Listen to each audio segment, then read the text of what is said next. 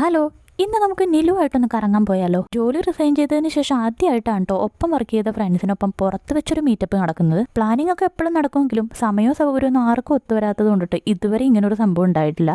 ഇനി കാണാൻ കിട്ടില്ലെങ്കിലോ എന്ന് വിചാരിച്ചിട്ട് വരുന്ന ആഴ്ചത്തെ എൻ്റെ ബർത്ത്ഡേക്കുള്ള കേക്ക് അഡ്വാൻസ് ആയിട്ട് മേടിച്ചു വെച്ച് എനിക്കൊരു സർപ്രൈസ് ഒക്കെ റെഡിയാക്കി വെച്ചിട്ടുണ്ടായിരുന്നു രണ്ടുപേരും.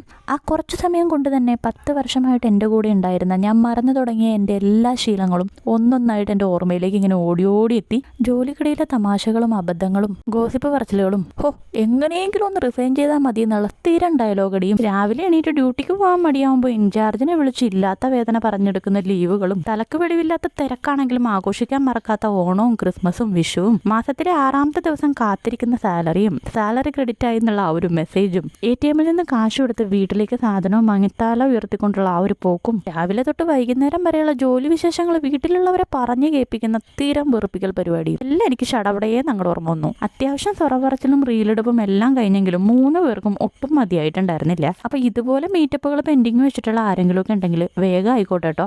ലൈഫിലെ തിരക്കുകളിലൂടെ മാത്രം ഇങ്ങനെ കടന്നു പോയിക്കൊണ്ടിരിക്കുമ്പോൾ ഇതുപോലുള്ള കൂടിക്കാഴ്ചകളിൽ നിന്ന് നമുക്ക് കിട്ടുന്ന ആ ഒരു പോസിറ്റീവ് എനർജിയും പഴയകാല അയവിറക്കലുകളും വായിൽ കൊള്ളാത്ത വാക്ക് തന്നെ. എന്തായാലും സംഭവം മനസ്സിലായില്ലേ? അതിൽ നിന്നൊക്കെ കിട്ടുന്ന ആ ഒരു എനർജി ഉണ്ടല്ലോ, അതൊരു പ്രത്യേക എനർജിയാണ് കേട്ടോ. അപ്പം ഇന്നത്തെ വീഡിയോ ഇത്രയേ ഉള്ളൂ. Thank you so much. By.